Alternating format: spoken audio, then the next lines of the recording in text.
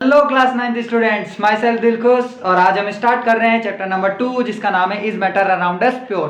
तो इस चैप्टर में ही हमसे एक क्वेश्चन पूछ लिया कि is matter around us pure, क्या हमारे आसपास जो मैटर है वो प्योर है।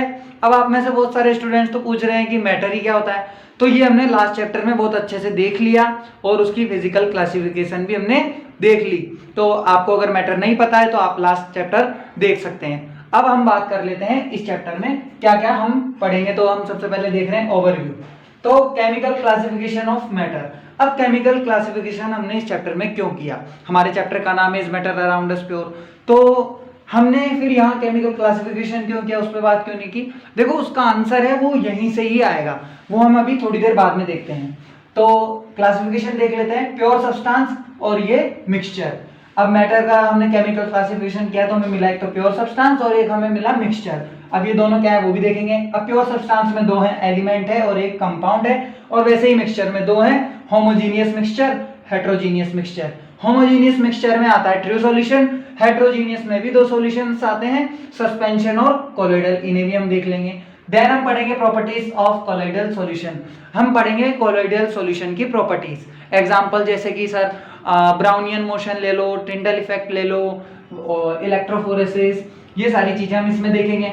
सेपरेशन टेक्निक देखेंगे। अब भैया यहाँ मिक्सचर है, अगर हमारा मैटर प्योर नहीं है तो उसे प्योर करने के लिए हमें क्या करना पड़ेगा, सेपरेट करना पड़ेगा अलग अलग चीजें निकालने के लिए, तो हमें सेपरेशन टेक्निक्स भी पता होनी चाहिए। फिर हम देखेंगे फिजिकल एंड केमिकल चेंज। भैया चेंज होते रहते हैं हमारे आसपास, बहुत सारे चेंजेस होते हैं, जैसे कि जैसे हम दूध गर्म करते हैं और उसमें दही डाल देते हैं या छाछ डाल देते हैं तो दही बन जाता है, तो वो भी एक चेंज ही हो गया ना, दूध से दही बनना। ये कौन सा चेंज हो गया, ये केमिकल चेंज हो गया। फिर बर्फ का पानी बन जाना, ये भी चेंज है। तो बहुत सारे चेंजेस हमारे आसपास हो रहे होते हैं, तो उनके बारे में हम देखेंगे।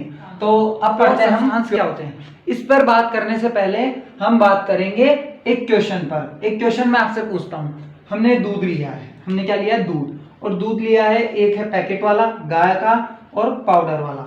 तो अब आपको बताना है कि इनमें से प्योर कौन सा है। अब आप में से मैक्सिमम लोगों ने आंसर दिया होगा भैया गाय का। क्यों दिया होगा, क्योंकि पैकेट वाले में कुछ ना कुछ केमिकल्स मिलाए होते हैं, पाउडर वाले में तो खुद ही एक तरीके का केमिकल है। तो आपने आंसर दिया होगा गाय का। अगर मैं इसको साइंस के नजरिए से देखूं तो एक्चुअली में ये दूध ही प्योर नहीं है। हाँ, ये दूध ही प्योर नहीं है, पर हम फिर क्यों ऐसा बोलते हैं कि गाय का मैक्सिमम लोग, वो क्या है, बेसिस मानते हैं दूध को, वो दूध को ही बेसिस मानते हैं, उसमें कुछ और ऐड नहीं करना चाहिए। प्योर का यही तो मतलब होता है कि जिस चीज पे हम बात कर रहे हैं केवल वही रहनी चाहिए, कोई और चीज उसमें नहीं आनी चाहिए। तो उनका बेसिस होता है दूध, इसीलिए वो गाय का प्योर मानते हैं। लेकिन साइंस बेसिस दूध को नहीं मानती। साइंस बेसिस किसको मानती है, साइंस बेसिस मानती है एटम्स एंड मॉलिक्यूल्स को। तो उसके हिसाब से दूध प्योर नहीं है। क्यों नहीं है, जैसे दूध में क्या क्या होता है भाई, पानी होता है, विटामिन होते हैं, प्रोटीन होता है, तो इतनी सारी चीजें होने के बाद में ये प्योर कैसे हो सकता है, तो ये प्योर नहीं होता। चलो आपको समझ में आ गया होगा कि दूध प्योर नहीं है। अब प्योर सब्सटेंस क्या है, इसके एक बार अच्छे से डेफिनेशन देखते हैं। Which have only one type of atom और मॉलिक्यूल, वो सब्सटेंस जिनमें केवल एक ही टाइप का एटम मिले या मॉलिक्यूल मिले, मतलब कि सारे पार्टिकल्स सेम होने चाहिए, उन्हें हम प्योर सब्सटेंस कहेंगे। एग्जांपल देखते हैं, जैसे वाटर ले लिया, पानी, पानी के सारे मॉलिक्यूल्स H2O के हैं, H2O H2O H2O, उसमें कुछ और ऐड तो नहीं है ना, केवल H2O है, ठीक है। वैसे ही आयरन, आयरन में ये Fe, सॉरी H नहीं है, ये Fe, आयरन के ये सिंबल है आयरन का, Fe से हम इसे डिनोट करते हैं। आयरन का जितना भी एटम होगा सारे एटम्स किसके होंगे, आयरन के होंगे, तो आयरन भी एक प्योर सब्सटेंस है। उसी तरीके से कॉपर और NaCl, नमक, नमक में अब आप कहेंगे कि यहाँ एक एटम किसका है, सोडियम का है और एक क्लोरीन का है, तो फिर ये प्योर कैसे हुआ भाई, ये जो एटम जुड़े हुए हैं ना, ये केमिकली जुड़े हुए हैं, इनकी शादी हो गई है, ये गर्लफ्रेंड बॉयफ्रेंड नहीं है, ठीक है। तो इन्हें भी हम क्या मानेंगे, प्योर मानेंगे। इस पर डिटेल में बात करेंगे आगे कंपाउंड में, क्योंकि देखो इसके टू टाइप्स है, एलिमेंट और कंपाउंड, इसमें देखेंगे इसे। तो आपको समझ में आ गया प्योर सब्सटेंस क्या है, ठीक है। अब इसके भी टू टाइप्स हैं, एक है एलिमेंट और एक है कंपाउंड। अभी एलिमेंट को हम देखते हैं। ये एलिमेंट है और ये कंपाउंड है, ये दोनों कहां से आए, प्योर सब्सटेंस से आए। प्योर सब्सटेंस की डेफिनेशन है कि only one type of atom और मॉलिक्यूल। तो एलिमेंट की डेफिनेशन हम देखते हैं, यहां लिखा है basic constituent of all matter. कि ये जो एलिमेंट है ये बेसिक कॉन्स्टिट्यूएंट है ऑल मैटर का। जो भी हम अपने आसपास चीजें देख रहे हैं, पेन देख रहे हैं, पेंसिल देख रहे हैं, bag, table, chair, fan, cooler, ये सारी चीजों का, ये जिनसे भी मिलकर बनी है, इनका बेसिक कॉन्स्टिट्यूएंट क्या है? ये एलिमेंट है। और कितने एलिमेंट होते हैं? 118 एलिमेंट होते हैं हमारी पीरियोडिक टेबल में। इसका मतलब है कि उन 118 एलिमेंट से मिलकर ही ये पूरा जो है नेचर बना हुआ है। And can not be further divided by physical और केमिकल मीन्स। और ये एलिमेंट जो है इसको या फिजिकल या केमिकल मीन्स से और ज्यादा फर्दर डिवाइड नहीं किया जा सकता। अब made up of same kind of atom आ गया ना। हमने प्योर सब्सटेंस के डेफिनेशन में भी देखा था कि जो सेम काइंड ऑफ एटम से मिलकर जो बना है उसी को हमने प्योर सब्सटेंस कहा है। और यहाँ पर मॉलिक्यूल, वहां पर एटम या मॉलिक्यूल था, यहाँ पर केवल क्या है? सेम काइंड ऑफ एटम, केवल एक ही तरीके का एटम होना चाहिए। ठीक है, एग्जाम्पल जैसे हाइड्रोजन हो गया, हाइड्रोजन का जो सिंबल है वो H होता है, लिथियम का Li होता है, ऑक्सीजन O, हीलियम को रिप्रेजेंट करते हैं He से, बोरोन को B से और सोडियम को Na से। ठीक है, जैसे आयरन भी एक एग्जांपल हो जाएगा। तो ये सारे क्या है? एलिमेंट है, hydrogen, lithium, oxygen, helium, boron, sodium, और ऐसी तरीके से 118 जो एलिमेंट्स हैं वो सारे एलिमेंट है। और कंपाउंड, अब कंपाउंड की बात करते हैं। कंपाउंड किस तरीके से अलग है? मेड अप ऑफ 2 और मोर डिफरेंट एटम्स केमिकली।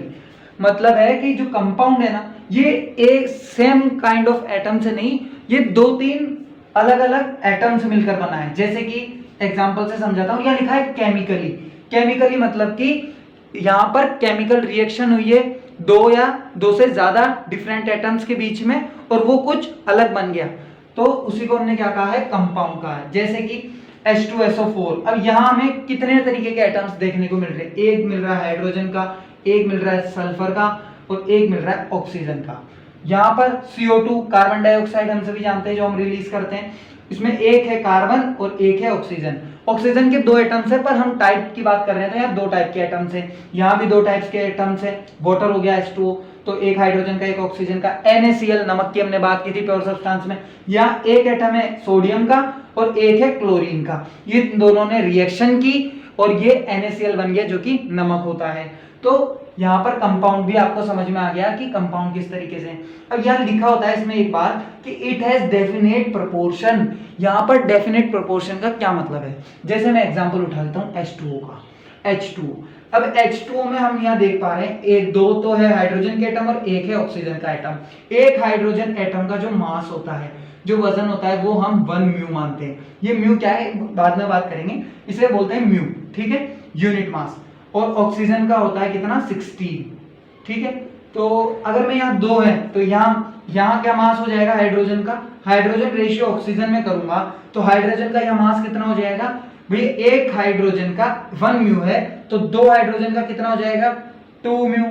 यहाँ केवल एक ऑक्सीजन है और एक ऑक्सीजन का कितना है? 16। तो यहाँ मैंने लिख दिया 16 म्यू। अब म्यू से म्यू को काट दिया, यहाँ 2 की टेबल से ये कट जाएगा तो 1:8। इसका मतलब है कि जो पानी के अंदर हाइड्रोजन और ऑक्सीजन का जो रेशियो होता है मास का, वो कितना होता है? 1:8। अब आप कहीं का भी पानी ले लीजिए, नाले का पानी ले लीजिए, अमेरिका का, जापान का, इंडिया का, कोई सा भी कुएं का पानी ले लीजिए, वहां पर हमें 1:8 ही रेशियो देखने को मिलेगा। तो अब आपको ये डेफिनेट प्रोपोर्शन की बात भी आपको अब अच्छे से समझ में आ गई होगी। तो ये कंपाउंड हो गया, ये एलिमेंट हो गया। तो यहां पर हमारा खत्म हो जाता है प्योर सब्सटेंस। अब आगे बात करते हैं मिक्सचर क्या होता है। अभी हमने प्योर सब्सटेंस देख लिया, उसमें हमने देखा कि सेम टाइप ऑफ एटम्स होने चाहिए या मॉलिक्यूल्स होने चाहिए। उसके 2 टाइप्स हैं, एलिमेंट और कंपाउंड। अब बात कर रहे हैं मिक्सचर की। यहां पर बताया गया है 2 और more substance present in any proportion. अब बहुत सारे बच्चे सब्सटेंस में कंफ्यूज हो जाएंगे, ये सब्सटेंस क्या है भैया? जो हमने प्योर सब्सटेंस की डेफिनेशन पढ़ी है वही ये सब्सटेंस है। ठीक है, तो 2 और मोर pure substance present in any proportion. अब इसका एग्जांपल हम समझते हैं। जैसे मैंने एक प्योर सब्सटेंस क्या ले लिया? वाटर ले लिया, और एक प्योर सब्सटेंस मैंने ले लिया NaCl। अच्छा, प्योर सब्सटेंस में NaCl बताओ ये क्या है भैया? एलिमेंट है या कंपाउंड? कंपाउंड है।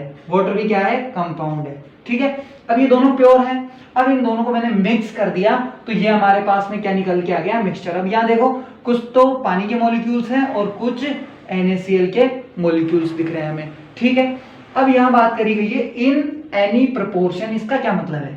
देखो, मैं हूं तो मैंने क्या किया था, 10 ml वाटर लिया था और 5 ग्राम NaCl नमक ले लिया था और मिक्स कर दिया था, तो मेरा भी मिक्सचर बन गया।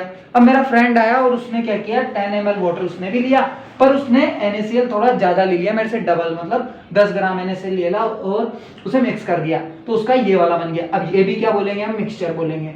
अब देखो है तो दोनों मिक्सचर ही ना, लेकिन ये ज्यादा खारा बनेगा, मेरा कम खारा बनेगा। तो यहाँ उसने क्या किया, NaCl को मैंने कम लिया और उसने ज्यादा लिया, तो यहाँ प्रोपोर्शन हमारा चेंज हो गया ना। यहाँ वाटर और NaCl का प्रोपोर्शन में अगर देखूं तो यहाँ आ रहा है 2:1। देखो 10 ग्राम पानी रेस टू 5 ग्राम नमक, और यहाँ कितना है 10:10। तो ये क्या रेशियो चेंज आया हमारा, लेकिन बन तो दोनों में मिक्सचर ही रहा है ना। तो यहाँ इसीलिए लिखा है कि हम किसी भी सब्सटेंस को किसी भी रेशियो में ले सकते हैं, वो अपनी मर्जी के अनुसार ले सकते हैं, और उसे मिक्स कर देंगे तो हमें क्या मिलेगा, मिक्सचर मिलेगा। तो आपको ये बात समझ में आ गई होगी। अब मिक्सचर के भी 2 टाइप्स हैं, जैसे हमारे प्योर सब्सटेंस के 2 टाइप्स थे, क्या कहते हैं, एलिमेंट और कंपाउंड। अब मिक्सचर के भी 2 टाइप हैं, क्या क्या है, पहला तो है इसका होमोजीनियस मिक्सचर और हेटेरोजीनियस मिक्सचर। तो होमोजीनियस हम पढ़ेंगे, हेटेरोजीनियस। तो अब हम होमोजीनियस मिक्सचर को देख लेते हैं। होमोजीनियस मिक्सचर क्या होता है, इसमें लिखा है कॉम्पोजिशन एंड प्रॉपर्टीज सेम और uniform through out the mixture. ये बोल रहा है कि जो वो मिक्सचर है उसमें जो कॉम्पोजिशन है और उसकी प्रॉपर्टीज है वो सेम होनी चाहिए थ्रू आउट द मिक्सचर। मतलब जैसे मैंने एक मिक्सचर बनाया जिसमें वाटर ले लिया और सॉल्ट ले लिया, उसे मिक्स कर लिया अच्छे से। अब मैं यहाँ ऊपर से टेस्ट कर रहा हूँ, इतना सा मिक्सचर को टेस्ट कर रहा हूँ, वो मैंने टेस्ट कर लिया, या फिर मैंने इसे लेबोरेटरी में भेज दिया और देखा कि बताओ भाई इसमें वाटर और सॉल्ट का क्या रेशियो है। तो मान लीजिए वहां पर जाकर के आया, इसका रेशियो 3:7 रेशियो आ गया। उन्होंने कहा कि भैया 3:7 इसका रेशियो है। अच्छा ये 7:3 मानो, 7:3, क्योंकि पानी ज्यादा होगा ना, सॉल्ट कम होगा, तो 7:3 रेशियो आ गया। अब मैंने कहा, मैंने एक सैंपल तो ऊपर से ले लिया था, एक सैंपल में यहाँ नीचे से ले लेता हूँ। यहाँ पर जाके मैंने चेक करवाया लेबोरेटरी में, तो उन्होंने भी यहाँ भी कहा कि यहाँ भी 7:3 हमारा रेशियो आया इनका, वाटर प्लस सॉल्ट का। तो हमने यहाँ से चेक कर लिया कि भैया ये तो कौन सा मिक्सचर है, होमोजीनियस मिक्सचर है, क्योंकि यहाँ पर कॉम्पोजिशन सेम है थ्रू आउट द मिक्सचर।